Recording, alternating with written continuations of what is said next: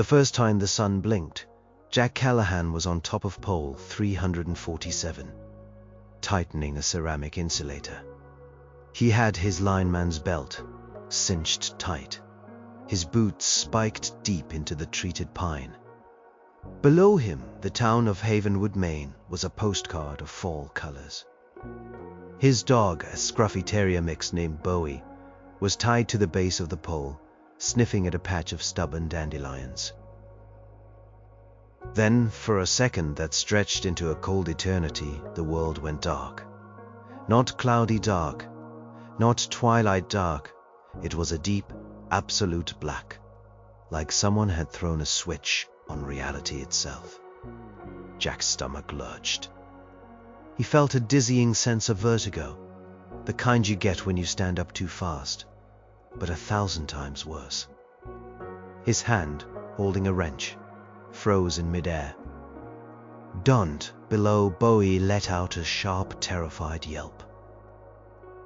And then just as suddenly the light was back. The warm autumn sun shone down, glinting off the chrome of his tools. The leaves were still red and gold. The sky was still a brilliant, cloudless blue. Jack blinked, his heart hammering against his ribs like a trapped bird. He told himself it was just a trick of the light. A man could see all sorts of things if he stared too long at a bright sky. A man alone on a pole could imagine things. He looked down.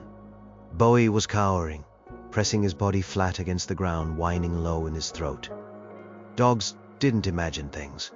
Not like that. Jack scrambled down the pole, his movements jerky and unsure. He knelt and unclipped Bowie's leash, gathering the trembling dog into his arms. "Easy, boy. It's okay. Just a weird shadow or something."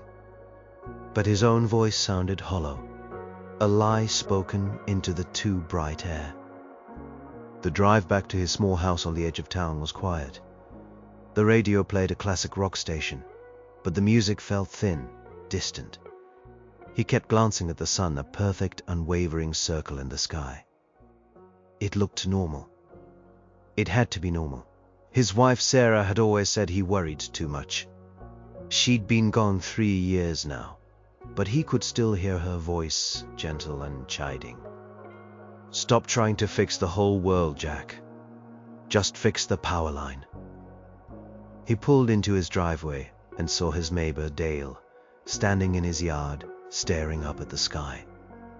Dale was a retired mill worker, a man whose hands were permanently stained with grease, and whose face was a roadmap of easy smiles. But he wasn't smiling now. His face was pale, his mouth a thin, tight line. "You see that?" Dale asked, his voice raspy. He didn't look at Jack, just kept his eyes fixed on the sun. "See what?" Jack asked, though he knew. "It went out," Dale said. "For a second, it just went out." "Probably just my eyes," Jack said, trying for a casual tone, "staring at insulators all day." Dale finally turned to look at him. His eyes were wide, and there was a flicker of something in them that Jack had never seen before. Fear. Pure, uncut fear.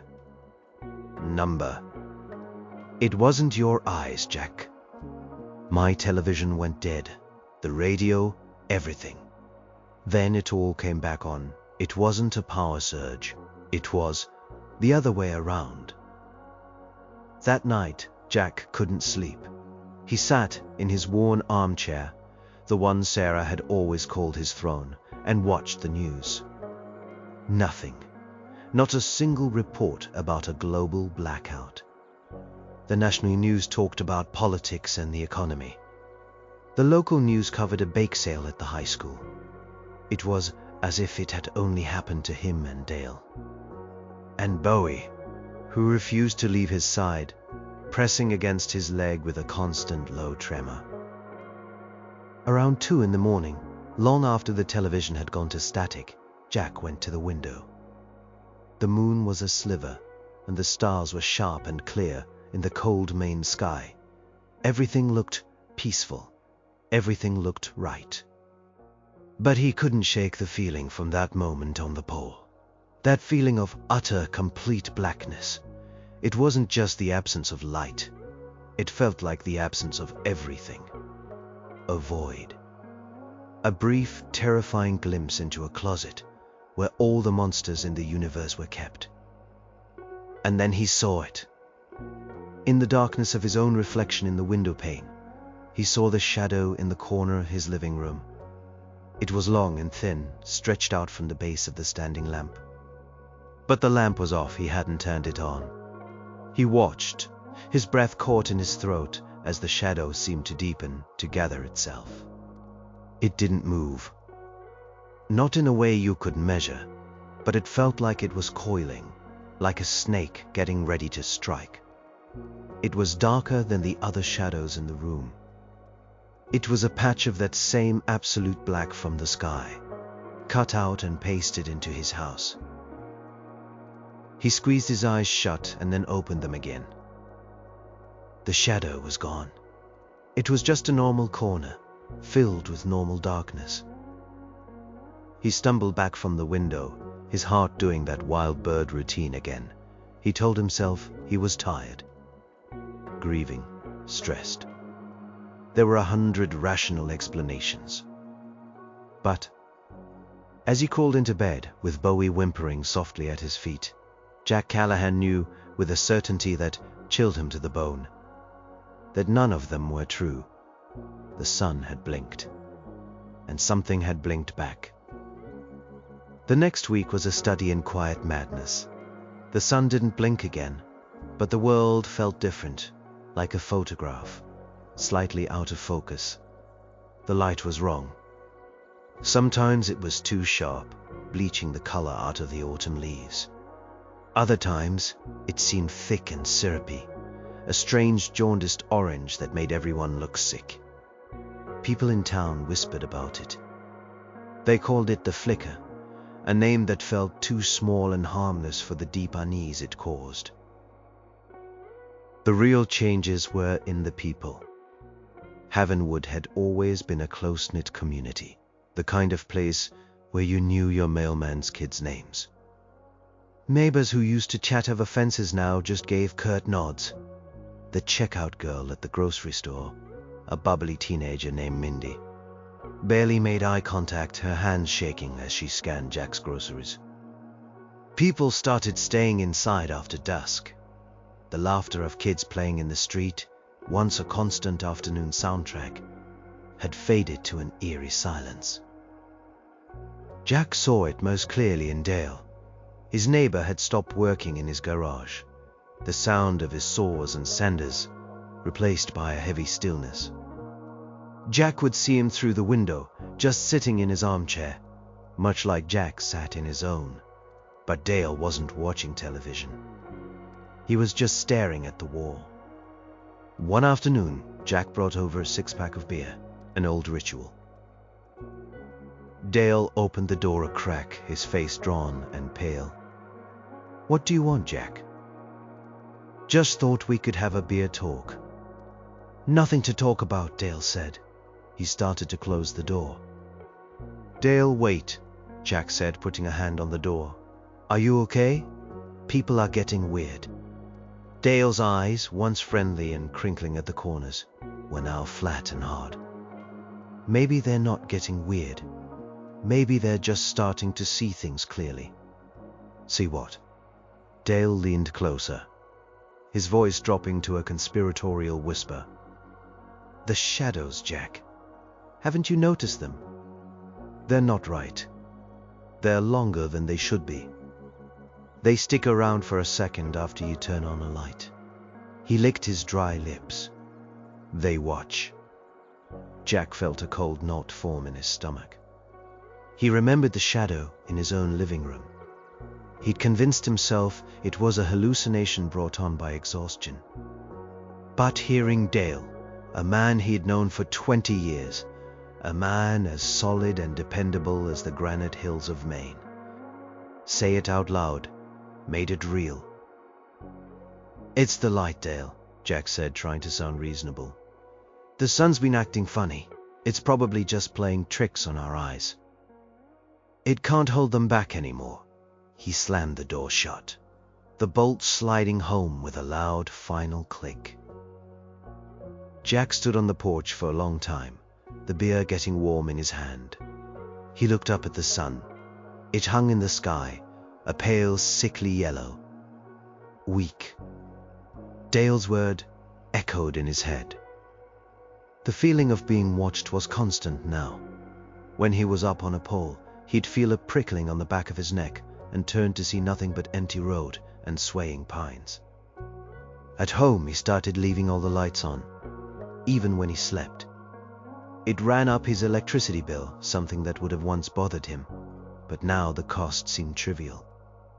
Bowie, his faithful shadow detector, would often stand in the middle of a brightly lit room and growl at an empty corner, the fur on his back ridged like a saw blade. One evening, while making a simple dinner of canned soup, Jack dropped his spoon. It clattered on the linoleum and rolled under the kitchen table. He bent down to get it, and his world tilted. Under the table, where the light from the overhead fixture couldn't fully reach, the shadows were a writhing, tangled mess. They weren't still. They squirmed and pulsed like a nest of black eels, coalescing and pulling apart in a silent, nauseating dance. He saw them for only a second, a single, heart-stopping second, before he scrambled back, hitting his head on the edge of the table. He lay on the floor, his breath coming in ragged gasps, his head throbbing. He didn't dare look under the table again. He just lay there, staring at the bright, safe ceiling, while the soup on the stove began to burn. The smell of scorched tomatoes filled the air, a smell of mundane disaster that was almost comforting compared to the cosmic horror he had just witnessed. He knew then, this wasn't in his head. It wasn't in Dale's head. The flicker hadn't been a solar anomaly. It had been an invitation. It had weakened the locks on a door that was never meant to be opened. And now things were slipping through the cracks. The sun wasn't just acting funny. It was dying. And in its dying light, new things were being born. Things that thrived in the dark. The first death in Havenwood wasn't a death, not officially. Old man Hemlock, who lived on a farm 3 miles out of town, was reported missing by his son. The sheriff, a beefy man named Bill Gable, who was more accustomed to dealing with teenage vandalism than serious crime, organized a search party. Jack joined, more out of a sense of grim duty than any real hope. He left Bowie locked in the house, a decision that made him feel like a traitor. The search party was a pathetic affair. 20 men, half of whom looked as spooked as Jack felt, trudged through Hemlock's fields under the weak tea-colored sun. The air was still, the silence broken only by the crunch of their boots on dry cornstalks. They called Hemlock's name until their voices were raw, the sound swallowed by the vast, uncaring landscape. Dale was there, but he kept to himself at the edge of the group, his eyes darting nervously towards every long shadow cast by the afternoon sun. He looked like he'd aged 10 years in the last 2 weeks.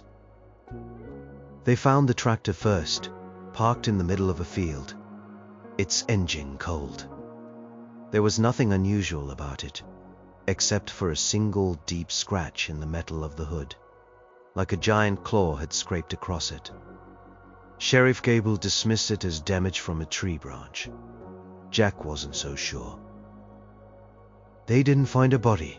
They found his house. The door was wide open, swinging gently in the breeze. Inside, a half-eaten meal sat on the kitchen table, flies buzzing around a petrified slice of meatloaf. But it was the living room that made Jack's blood run cold. Every light bulb in the room had been smashed. The television screen was shattered, a spider web of cracks radiating from a single point of impact. And on the wall behind where the television had been was a message scrawled in something dark and thick that had dried to a rusty brown. Jack didn't want to know what it was. The letters were shaky, almost illegible, but the words were clear enough. "Can't see me if it's dark." Sheriff Gable muttered something about vandals, about kids on drugs, but his face was the color of ash. He told everyone to go home, that his deputies would handle it from here. As Jack walked back to his truck, he saw Dale standing by the edge of the woods, staring not at the house, but at the ground. Jack walked over. "What is it?" Jack asked. Dale didn't answer. He just pointed a trembling finger at the base of a large oak tree. Jack looked down. The shadows there were deep, the sun unable to penetrate the thick canopy of leaves. And within those shadows, things were moving. It wasn't a trick of the light this time. It was a definite, deliberate motion. The darkness swirled and eddied, like black ink poured into water. It was a physical presence, a blot of pure nothingness that seemed to drink the very light around it. As he watched, a tendril of shadow detached itself from the main mass and snaked out onto the sunlit grass. It sizzled like water on a hot skillet, recoiling instantly back into the safety of the shade. "They don't like the light," Jack whispered, the realization hitting him with the force of a physical blow. "It hurts them," Dale said, his voice a dead monotone. "But the light is getting weaker every day. Soon it won't hurt them at all." That night, the fear in Havenwood curdled into something uglier. A town meeting was held in the high school gymnasium. The place was packed, the air thick with sweat and panic. Mayor Thompson, a man whose biggest political battle had been over funding for the town's 4th of July fireworks, tried to calm the crowd. He spoke of sunspots, of atmospheric phenomena, of mass hysteria. No one was buying it. Then Dale stood up. He staggered to the microphone set up in the aisle. His eyes were wild, his hair unkempt. "It's the shadows," he yelled, his voice cracking. "They're coming out of the shadows, Hemlock knew." He tried to make it dark so they couldn't see him, but they got him anyway. They live in the dark. People started shouting. Some yelled at Dale to sit down, calling him a lunatic, but others were nodding, their faces tight with terror.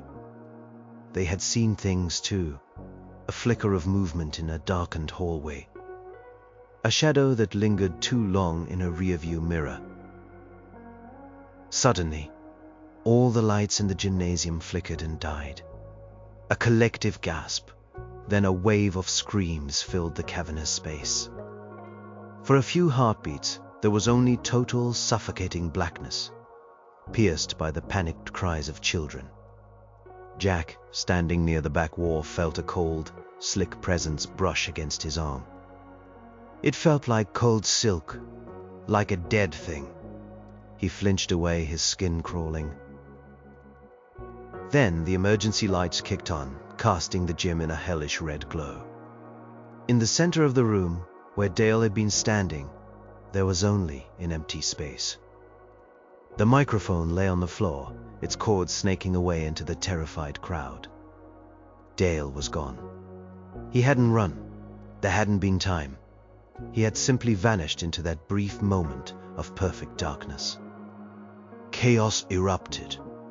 People scrambled for the exits, trampling each other in a blind rush to get out, to get to the light, any light. Jack was pushed and shoved, carried along by the human tide. He finally burst out into the night air, gasping for breath.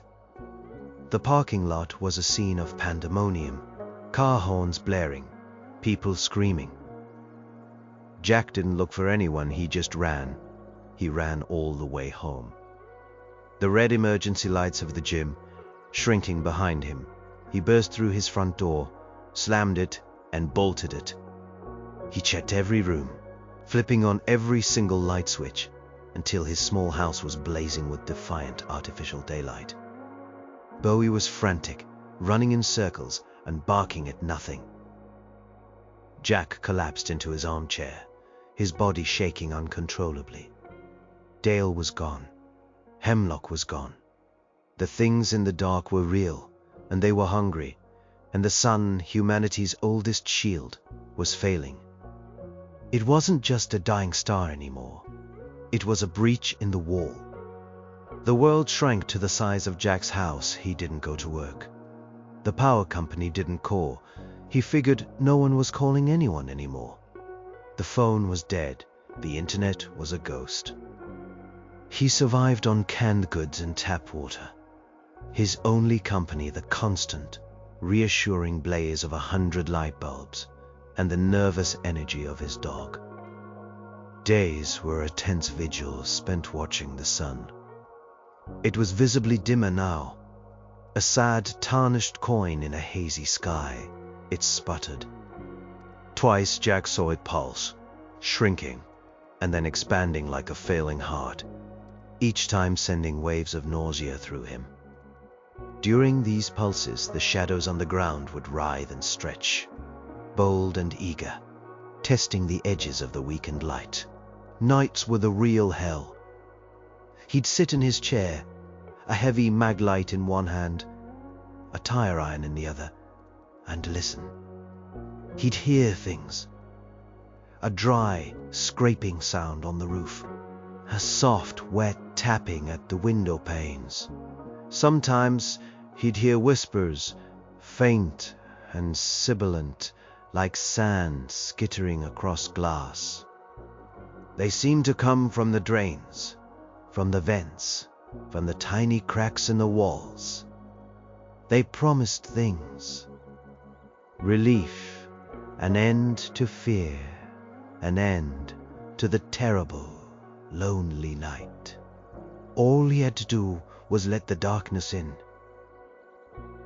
He saw what was happening to the town through his windows. He saw figures moving in the twilight, long and unnaturally thin, flitting from one pool of shadow to the next. They were no longer confined to the deep woods. They were here. Once he saw one try to cross the street under a streetlight. It jerked and convulsed as the artificial light hit it, dissolving into a puff of black smoke like a moth flying too close to a flame. They were vulnerable, but they were learning. Jack knew he couldn't stay here.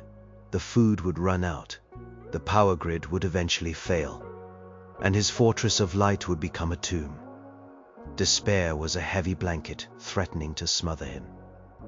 It would be so easy to just give up, to unscrew a single light bulb and see what happened.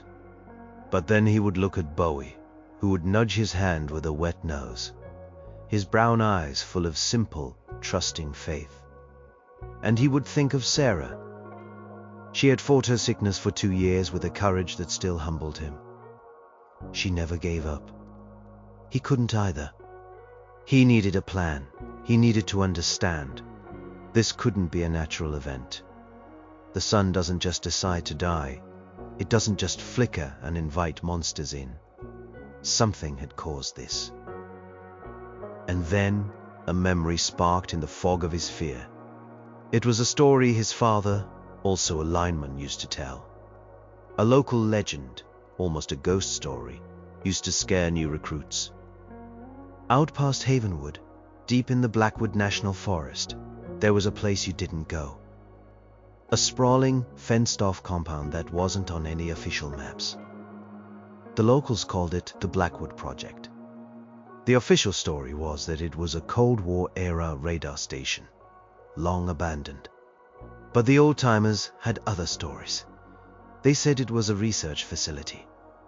They talked about strange lights in the sky, about military trucks driving in and out at all hours of the night, about the ground shaking for no reason.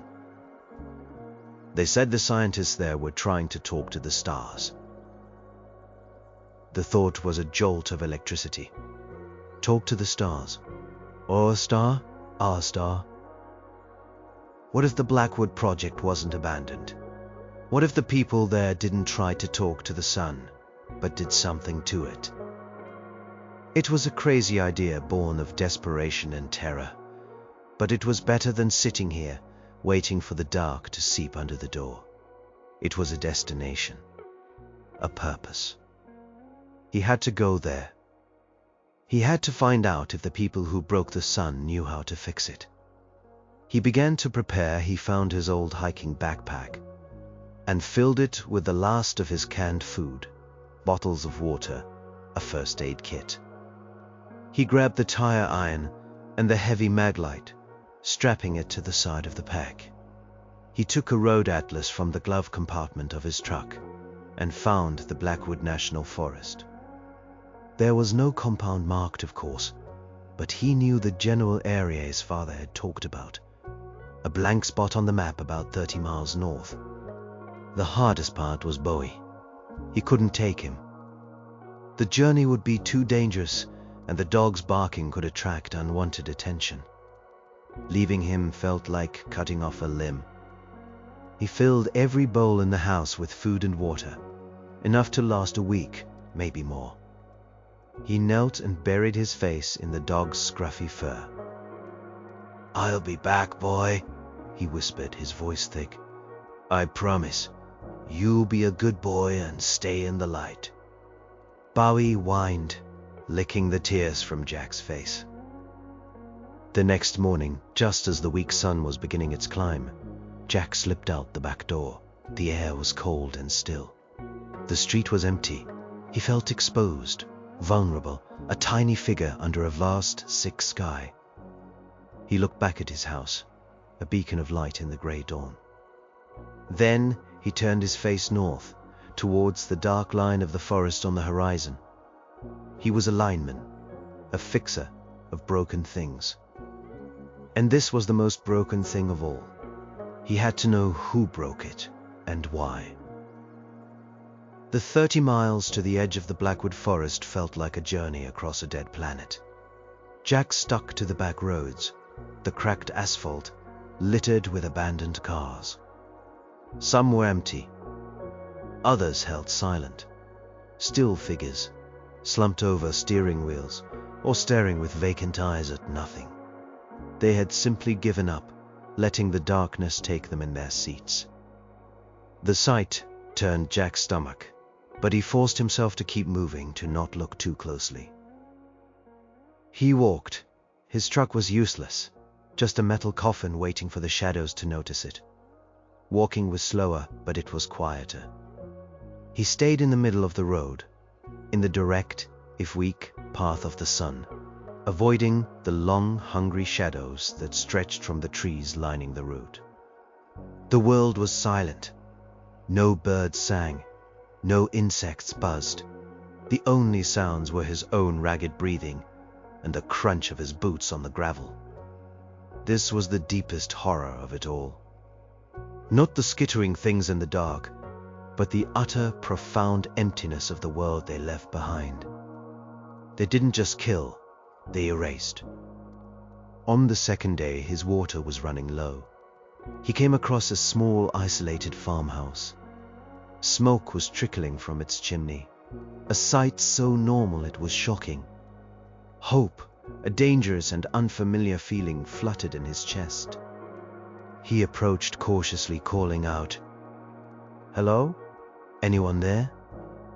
The door creaked open and a woman appeared. She was old, with a face like a dried apple, and she held a shotgun with an easy familiarity.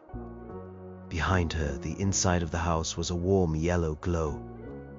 Lanterns, dozens of them. Kerosene lanterns hung from the ceiling, sat on tables, lined the floor. "What do you want?" she asked, her voice a dry rasp. "Water," Jack said, holding up his empty bottle. "Just some water. I'm not here to cause trouble." She squinted at him, her eyes sharp.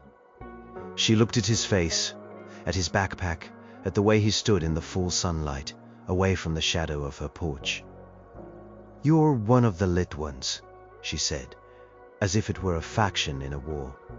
She lowered the shotgun an inch. "All right, you can have some water, but you stay out here. You don't come in." While she was gone, he looked around her yard. Everywhere there were mirrors. Small pocket mirrors tied to tree branches with string. Larger ones from dressers propped up against the fence posts. Shards of broken glass stuck in the dirt. They were all angled to catch the feeble sunlight and reflect it into the dark corners of the yard, creating a dazzling, chaotic web of light. It was a makeshift, desperate defense. She returned with a gallon jug of well water. It was the best thing Jack had ever tasted. "Where are you headed?" she asked. "North," he said, "to the Blackwood project." Her face hardened. "You're a fool. Nothing up there but ghosts and bad memories. They're the ones who did this. They broke the sky." "I need to know why," Jack said. "Some things are better not known," she said, turning to go back inside. "The sun is dying. That's all you need to know. Stay in the light. That's all you need to know. Stay in the light. That's all you need to do." She closed the door, and Jack was alone again in the silent world. He reached the edge of the Blackwood forest by late afternoon. The trees grew thick and close together, their branches forming a dense canopy that plunged the forest floor into a perpetual twilight. To step inside felt like willingly diving into the ocean's depths. He could feel them in there, the shadow things. It was a cold pressure in the air, a sense of a million hateful eyes watching from the gloom. He couldn't go in, not like this. He needed more light. His eyes fell on the abandoned cars. An idea, reckless and dangerous, took root. He went from car to car, siphoning gasoline with a length of rubber tubing he found, collecting it in his empty water bottles. He tore strips of cloth from the car seats. He had his destination. He had his provisions. Now he had his weapons. He waited for what passed for morning, a slight graying of the eastern sky. He took a deep breath, stuffed a rag into a bottle of gasoline, and lit it with his last pack of matches. The rag caught with a whoosh, blossoming into a bright, angry flower of fire. A torch. Holding the makeshift torch high, he stepped into the forest. The effect was immediate. The oppressive watching feeling lessened. In the flickering, dancing light of his torch, he could see the shadows recoil. They pulled back from the edge of his circle of firelight, retreating deeper into the woods. He could hear them now, a faint, high-pitched hissing, the sound of their frustration, of their pain. He walked for hours, a single point of light and heat in a world of cold and dark. He had to stop every 30 minutes to light a new torch, the process fraught with tension as the flame on the old one died down, allowing the darkness to creep closer. He could see their shapes more clearly here, in their element. They were fluid, formless things for the most part, but sometimes they would coalesce, taking on vague, nightmarish shapes, a clawed hand, a gaping mouth, a cluster of unblinking eyes, before dissolving back into the general blackness. He was following an old, overgrown service road, trusting his father's memory and the blank spot on the map. The ground began to slope upwards. He was climbing. Then, through the trees, he saw it, a fence. 10 feet high, topped with rusted razor wire. It stretched away into the gloom in both directions. He had found it. He followed the fence line until he came to a gate. A massive steel affair, chained and padlocked. A sign, barely readable through the rust and grime, was bolted to it.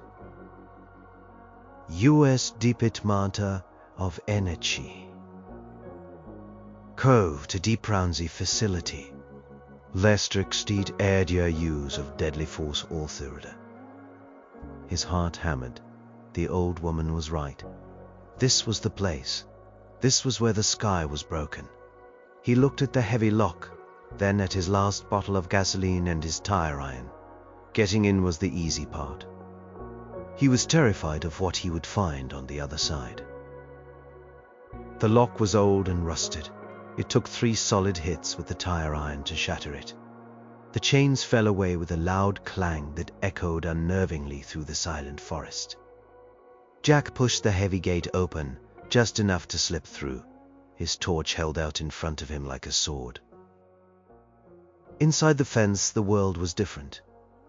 The forest gave way to a sprawling campus of concrete buildings, squat and windowless like military bunkers, half buried in the earth.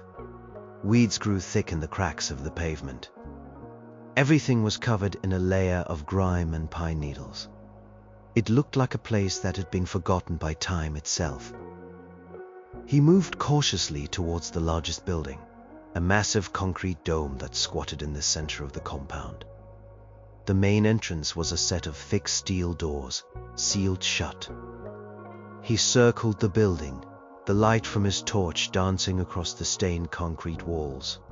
He found a smaller service door, its lock corroded and weak.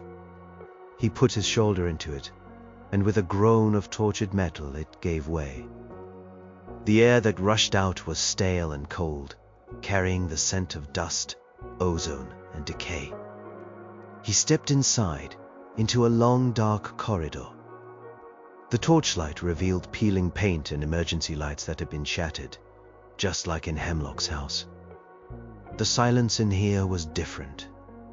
It was a dead, sealed tomb silence. He followed the corridor, which sloped gently downwards, deeper into the earth.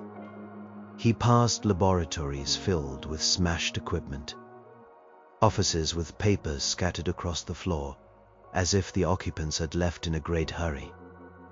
The sense of frantic, panicked exodus was everywhere. Finally, the corridor opened into a vast, circular room. It was the heart of the dome. In the center of the room was a massive, complex piece of machinery. It looked like an inside-out telescope, a tangled mess of superconducting magnets, lenses the size of dinner tables, and thick cables that snaked across the floor, all aimed at a single point on the domed ceiling. The ceiling itself was a giant screen, now dark and dead. This was the control room. Desks and computer consoles formed concentric rings around the central device. The screens were all black, the chairs overturned. Jack walked towards the main console, the one that sat on a raised dais overlooking everything else. There, slumped in a chair, was a skeleton. It was wearing a white lab coat. The fabric yellowed with age. Its bony fingers were still resting on the keyboard. Jack's torchlight fell on a metal thermos next to the keyboard, and beside it, a small black datapad, the kind that was popular a decade ago. He picked up the datapad, his hand trembling. He found the power button. For a moment, nothing happened. Then, with a flicker, the screen came to life, its battery clinging to the last dregs of its charge. There was only one file on the device, a video file labeled Helios Gambit Final Log. He pressed play. The face of a woman appeared on the screen. She looked exhausted, her hair a mess, her eyes hollowed out by fear and lack of sleep. But there was a fierce intelligence in them, a grim resolve. Behind her, Jack could see the same control room he was standing in. But it was alive with light and people running in a panic. An alarm was blaring. "This is Dr. Aris Thorne," the woman said, her voice strained. "Final log of the Helios project. They're breaching containment. The conventional defenses have failed. We were wrong." She took a shaky breath. "We thought we were reaching out. Project Helios was designed to open a window, a gateway to other dimensions, to prove we weren't alone in the universe." Her eyes seemed to look right at Jack across the years, across the silence. "We weren't. We found them. Or rather, they found us. They're not biological. They're parasitic consciousness. Beings of shadow and entropy, we call them shades. They poured through the window we opened. We tried to close it. We couldn't. They were too strong. The camera shook. In the background, Jack could see a dark, oily smoke beginning to pour from a ventilation shaft. "They are creatures of the void," Dr. Thorne continued, her voice growing more urgent. "They have one weakness, a specific, high-frequency band of stellar radiation. A type of light our sun doesn't naturally produce in any significant quantity. It's like poison to them. It unravels their very existence." She looked away from the camera for a moment, her expression crumbling. We couldn't stop them. They were spreading across the globe, feeding on fear, on despair, turning humanity into hollow puppets. So we initiated the gambit. She turned back, her eyes hard as diamonds. The Helios Gambit. We couldn't close the door, so we decided to burn the whole house down. This facility, this device, it's not a telescope. It's a stellar resonance fork. We used it to target Sol, our own sun. We introduced a cascading instability in its core, a controlled, self-perpetuating decay. Jack felt the blood drain from his face. He stared at the skeleton in the chair, then back at the screen. "The sun isn't dying naturally," Dr. Thorne said. The terrible truth finally laid bare. We're killing it. We are forcing it to burn itself out, to shift its output into the very frequency of radiation that is poison to the shade. The flicker, the dimming, that's the weapon firing. That's our last desperate shot." She gave a bitter, humorless smile. "We told the world its sun was dying to prevent a panic that would have fed the shades to victory in a matter of days. The truth was always so much worse." An explosion rocked the room behind her. The screen fizzled. "It's working," she gasped as the lights in her control room flickered and died. "The light is changing. It's holding them back. But the cost? We've doomed our own world to save it. A slow death by our own hand is better than a fast one by theirs. We did this. Humanity did this. Remember us." The screen went black. The battery was dead. Jack stood in the total suffocating silence of the tomb, the torch in his hand, the only light in the world. He looked at the vast, dead machine. He looked at the skeleton of the woman who had just confessed to murdering the sun. They hadn't been trying to talk to the stars. They had declared war on them, and the sun wasn't a dying friend.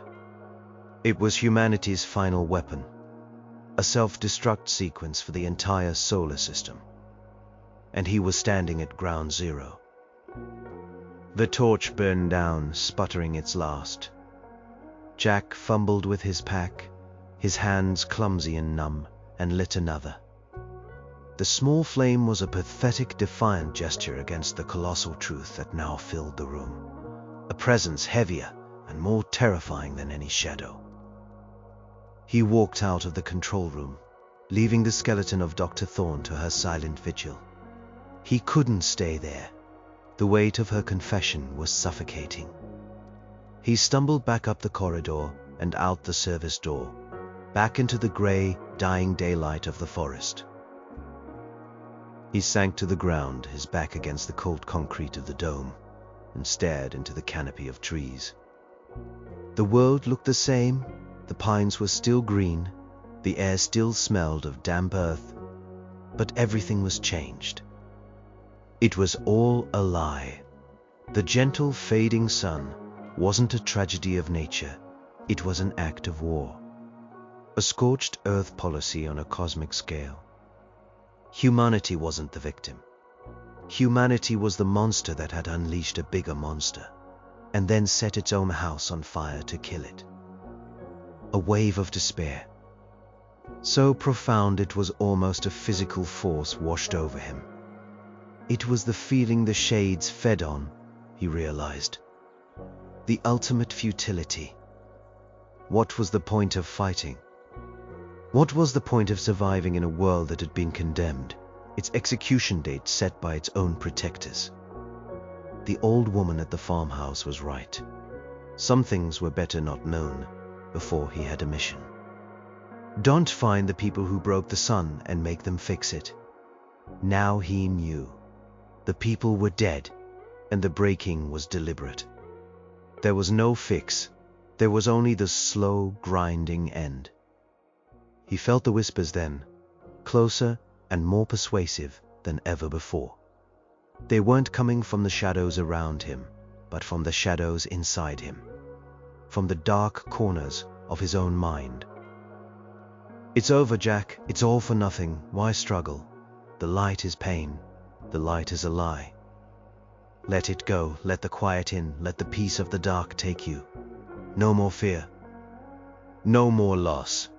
Just rest. He thought of Sarah, of her face in the final weeks, pale and thin, but her eyes always so full of fight. He thought of Bowie, waiting for him in a house full of artificial light. A simple creature whose world was defined by loyalty and the hope of his master's return. What would they think of him, giving up here at the foot of the monument to humanity's terrible choice? The whispers grew stronger, coiling around his thoughts, promising an end to the crushing weight of his new knowledge. He closed his eyes. It would be so easy. Just put out the torch. Just walk into the deep woods and stand still. He saw Dale's face, contorted in fear, in the gymnasium. He saw Old Man Hemlock's final, desperate message scrawled on the wall. They hadn't known the truth. They had died in terror and confusion, puppets in a war they didn't understand. But he knew. He was, perhaps, one of the last people on Earth who knew the whole awful story. Dr. Thorne's last words echoed in his head. Remember us. Remember what? A species that panicked and murdered its own star. A species so arrogant it tore a hole in reality and then destroyed its own cradle to patch it. Number that wasn't it. He looked up at the sky, at the weak, sputtering sun visible through the trees. It wasn't a murder victim. Dr. Thorne had called it a weapon, a shield.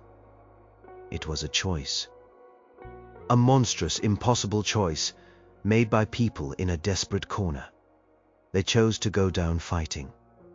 They chose to burn rather than be consumed by darkness. They had sacrificed the future for a final, defiant no. The whispers in his head faltered, their seductive promises turning sour in the face of this revelation. This wasn't just an ending. It was an act of defiance. The dying sun wasn't a sign of defeat. It was the banner of a lost cause, still flying. A new feeling began to displace the despair. It wasn't hope. Hope was a luxury for a world with a future. This was something harder, something forged in the ruins of hope. It was resolve. He would not give the shades the satisfaction of his despair. He would not be another ghost haunting the twilight. He would live. He would endure. Not for a better tomorrow, but as a living testament to humanity's last stand. He would be a keeper of the memory, a witness to the gambit. He stood up, his body aching, his mind raw. He still had half a dozen makeshift torches.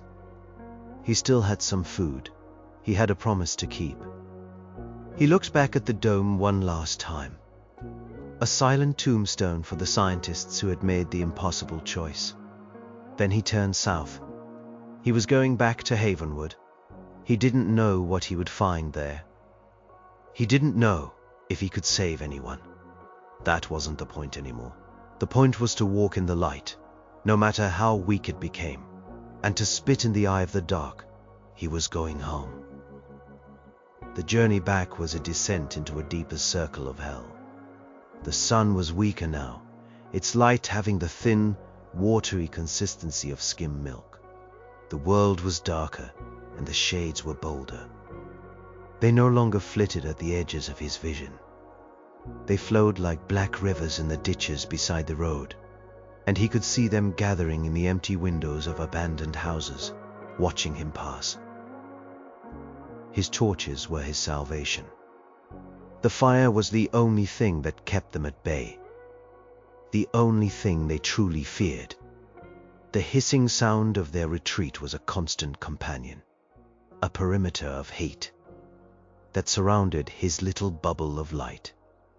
But his fuel was running low. Each bottle of siphoned gasoline was precious, each burning rag a countdown timer. He scavenged as he went. He broke into empty houses, not for food, most of it was spoiled, but for anything that would burn. He found bottles of rubbing alcohol, cans of lighter fluid, even a dusty bottle of high-proof whiskey. He tore curtains and tablecloths into strips. His backpack was no longer a survival kit. It was a mobile arsenal of light. He saw other survivors, not many. They were haggard, paranoid creatures scurrying from one pool of light to another. He saw a family huddled under a single bright gas station canopy, their faces illuminated in the stark, buzzing glare, their eyes wide with terror. He saw a man running down the middle of a highway, holding a fistful of burning road flares. No one spoke. No one made contact. To acknowledge another person was to acknowledge their fear. And fear was the currency of the enemy. We are all lit ones now, he thought, remembering the old woman's words.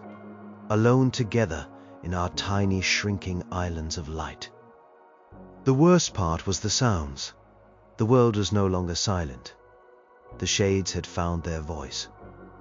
It wasn't just whispers anymore. It was a chorus of mimicry. They would imitate the sounds of the world that was lost.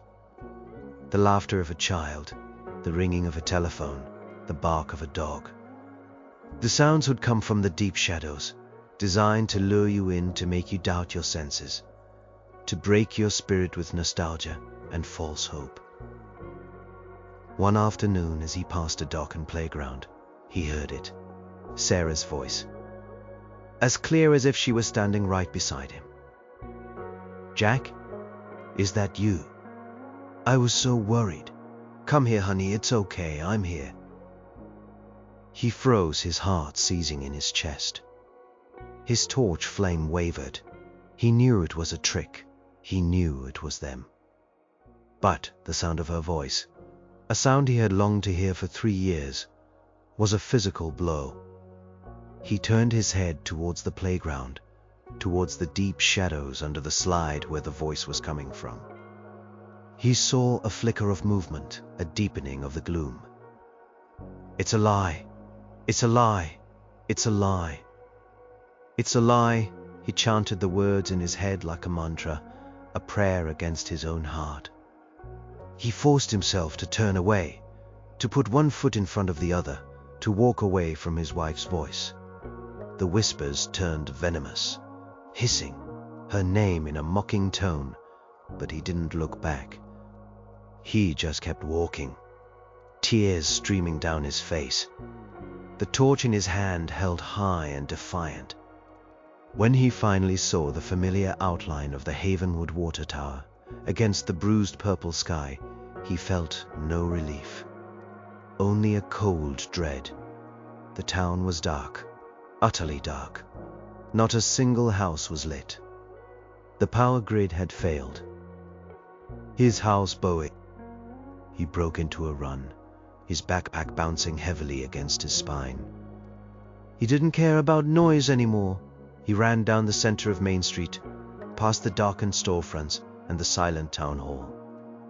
He ran towards his little house on the edge of town, his mind a maelstrom of prayer and panic.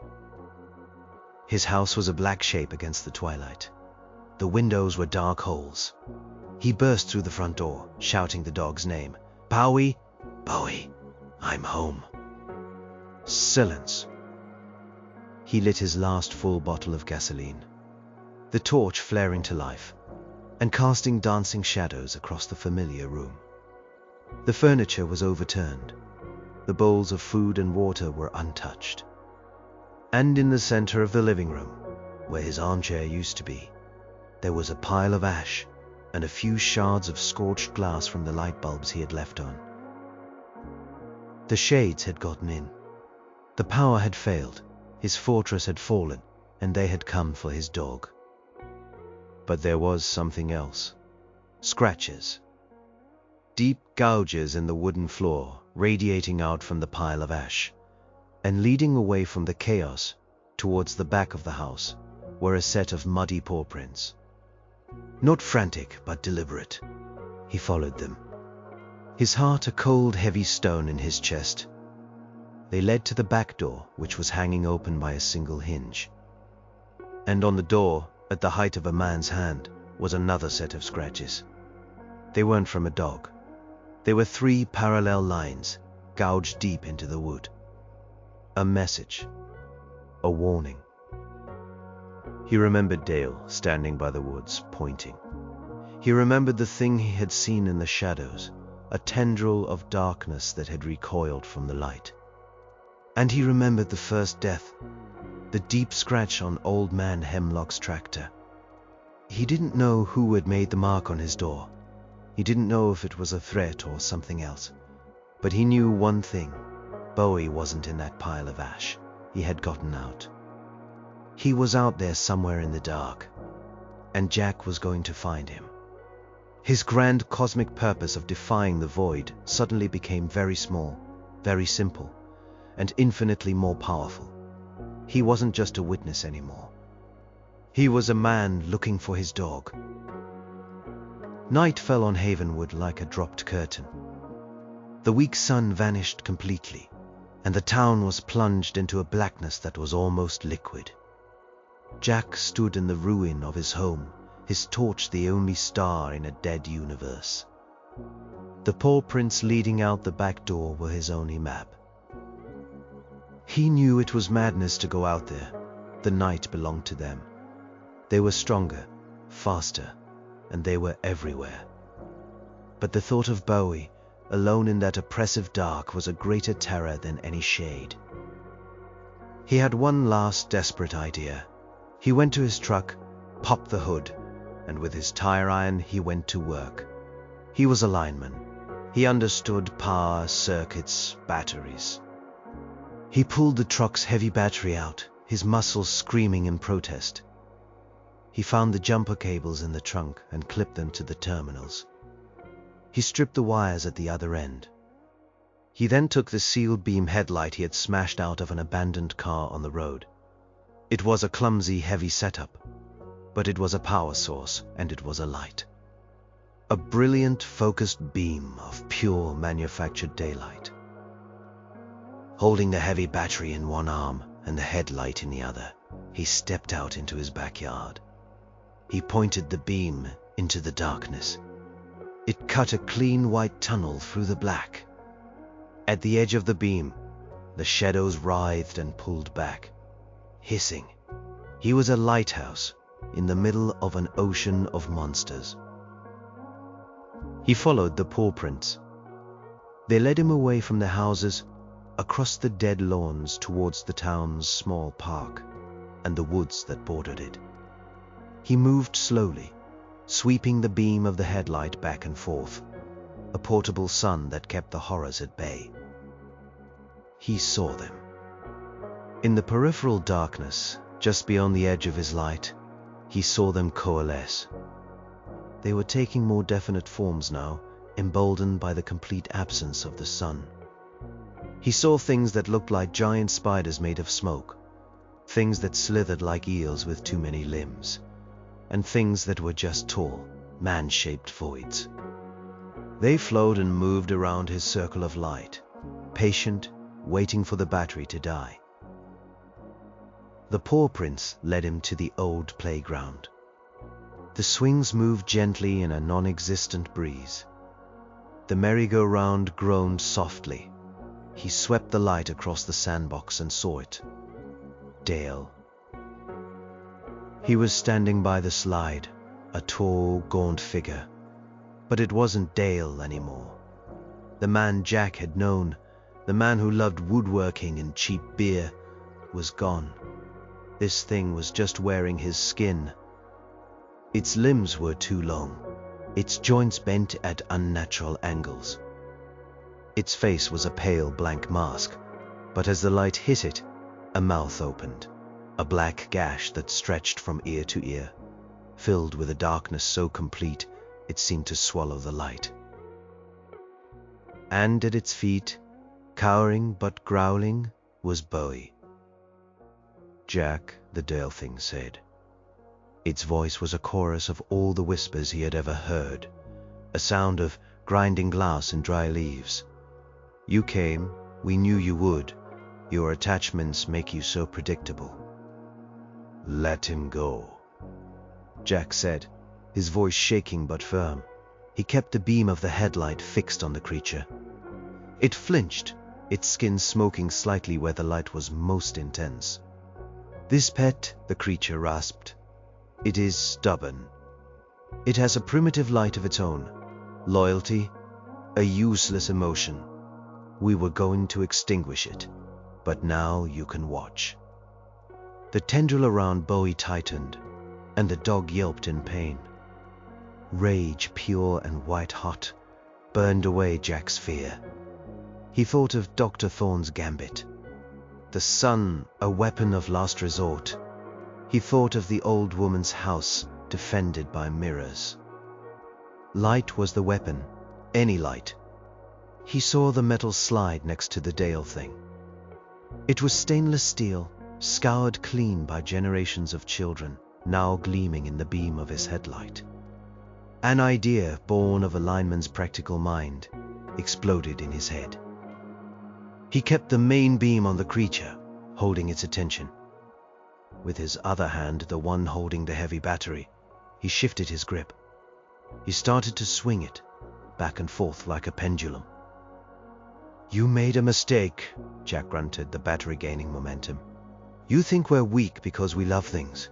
You think attachments are a liability. But you're wrong."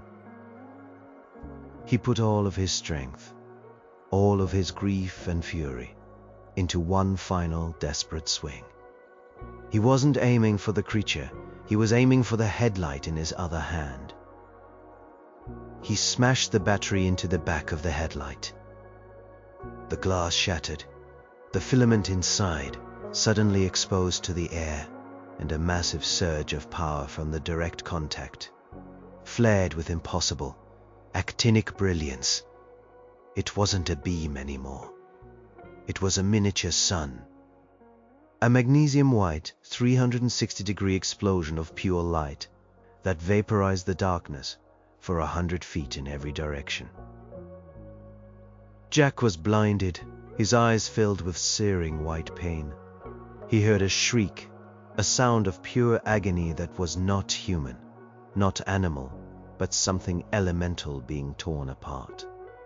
It was the sound of shadow being boiled away by light. He stumbled backward, dropping the dead battery and the ruined headlight, his vision nothing but a pulsing, swimming mess of starbursts. He heard a familiar, frantic barking. A small, furry body slammed into his legs. He fell to his knees, his vision slowly returning in blurry patches. The Dale thing was gone. In its place on the ground was a scorched black stain and a pile of smoldering clothes. The shadows at the edge of the park were in full, panicked retreat. He had won. Not a war, not a battle, but a single desperate skirmish. He wrapped his arms around Bowie, burying his face in the dog's fur, which smelled of ozone and fear. The dog licked his face, whining, a warm and living anchor in a world of cold death. He had his dog back. For now, that was enough. The dawn came not as a promise, but as an afterthought. A smear of weak gray light painted the eastern sky, pushing the absolute black of night into the corners of the world. Jack sat on the dew-soaked grass of the playground, Bowie curled in his lap, trembling but alive. His vision was slowly returning, but a permanent bright floater now lived in the center of his right eye, a ghost of the light he had unleashed. He was out of tricks. The truck battery was dead. His torches were all spent. He had nothing left but the coming daylight, as weak and unreliable as it was. Havenwood was a tomb. As the light grew, he could see the extent of the previous night's horror. He saw other scorched stains on the pavement, other piles of empty clothes. The shades had been bold. They had tried to manifest, to take physical form in the full dark, and some had been caught by the coming of the dawn, annihilated by the first touch of the weaponized sun. He and Bowie began to walk. There was no destination. South, he supposed. Away from the deep woods of the north, but the whole world was the same now. There was no safe harbor. There was only the slow, grinding war between a dying sun and the shadows it was built to kill. They walked out of town onto the empty highway. He was just a man and his dog, walking into the sunrise of a doomed world. The despair he had fought off in the Blackwood facility was still there, a cold stone in his gut. What was the point? They would survive this day, maybe the next. But the sun would continue to decay. The nights would get longer. The shades would adapt. The end was still inevitable. Then he saw it. Ahead, maybe a mile down the road, was a flicker of movement. Not the oily, flowing movement of a shade, but something else. Something human. She held her shotgun, but it was pointed at the ground. She wasn't alone. Huddled in the bed of the truck were a handful of other people, the family from the gas station canopy. The man who had been running with the road flares. Their faces were grim, exhausted, but they were alive. They were lit ones. Jack and Bowie walked towards them. The woman raised her shotgun slightly as they approached. Her eyes narrowed with suspicion. "The town's gone," Jack said, his voice raw. "All the towns are gone," the woman replied. Her name, he learned, was Esther. "But we ain't, not yet." She looked at Jack, at the ruin of him, at the loyal dog pressed against his leg. She looked at his eyes, and maybe she saw the terrible knowledge he carried. Maybe she just saw another soul who had survived the night. "Get in," she said, nodding towards the back of the truck. "We're heading south. Heard a rumor there are military holdouts in the cities. Big lights. Generators, maybe." It was a sliver of a chance, a sliver of hope so thin it was almost transparent. But it was there. Jack lifted Bowie into the truck bed, and the terrier was instantly met with tentative hands, the children of the gas station family stroking his fur. Jack climbed in after him, settling his aching body between a sack of potatoes and a crate of kerosene lanterns. He looked at the faces of the other survivors. They were strangers, but they shared a common bond, forged in fire and terror. They had all looked into the abyss and chosen to spit back. The truck rumbled to life and pulled onto the highway. Jack looked back, one last time at Havenwood, a ghost town that would soon be swallowed by the forest. He looked up at the sun. It was a pale, angry orange, a wound in the sky. It wasn't the warm, life-giving star of his childhood. It was a monument, a shield. It was the last testament of a species that had refused to go quietly into the dark. He didn't know if they would make it to any city. He didn't know if the Helios Gambit would ultimately work, or if it would just prolong the agony. But as the truck rolled south, carrying its ragged cargo of survivors, Jack Callahan felt something he hadn't felt in a long, long time. He put his arm around his dog, felt the warmth of another human being sitting beside him, and watched the sputtering, weaponized sun climb higher in the sky. He was not alone. And in a world like this, that was the only victory that mattered.